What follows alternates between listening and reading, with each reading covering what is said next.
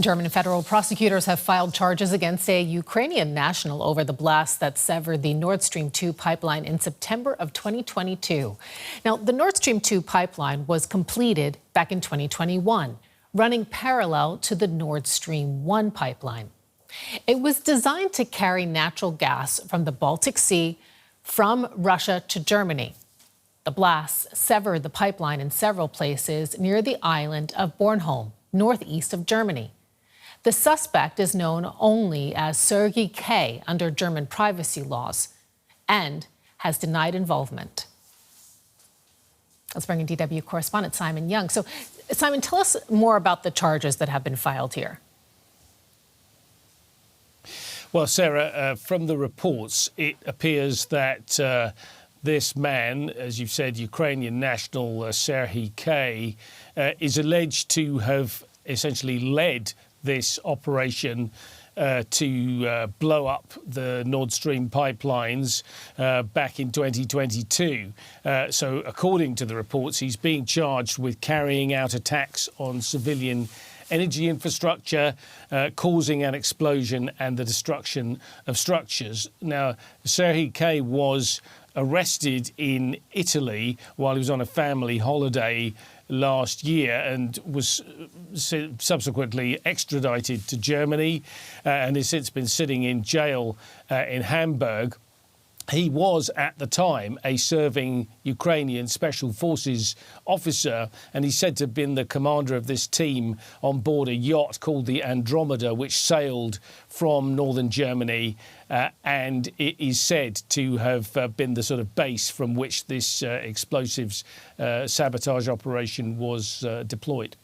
He's Ukrainian, but does this indictment point to the involvement of the Ukrainian state, or are German authorities still treating this as alleged actions of individuals? Yeah, well, so far the legal process has not been about any involvement by the Ukrainian state. But I think that is perhaps the significance of this development, because now, as this case very likely comes to court, prosecutors will be setting out what they believe actually happened, and they will have the opportunity to say who they think was really behind it. Some have claimed that Ukraine wanted to send the message to Russia and perhaps to Germany and others that Russia would no longer be allowed to have a key role in Europe's energy market. It's worth also saying the German Justice Minister said last year that although justice must be served, none of that would affect Germany's ongoing support for Ukraine in its war with Russia. Simon, the Nord Stream 2 pipeline was always controversial. After Russia's full-scale invasion of Ukraine, were there really plans to continue using it? Or to start using it, excuse me.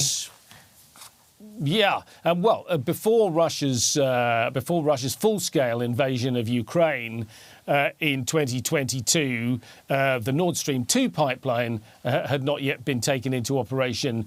But Nord Stream 1 was in operation. It was carrying about half of the gas that Moscow was sending to Germany. So it was very key, in fact, for Germany's energy market. And it was of such crucial significance, in fact, that German politicians, some of them anyway, continued to say that they thought that it could perhaps be revived at some point. And that was a talking point that was also taken up, for instance, by Sergei Lavrov, the Russian foreign minister, at various points. But I think going forward, it seems unlikely that Nord Stream could be revived.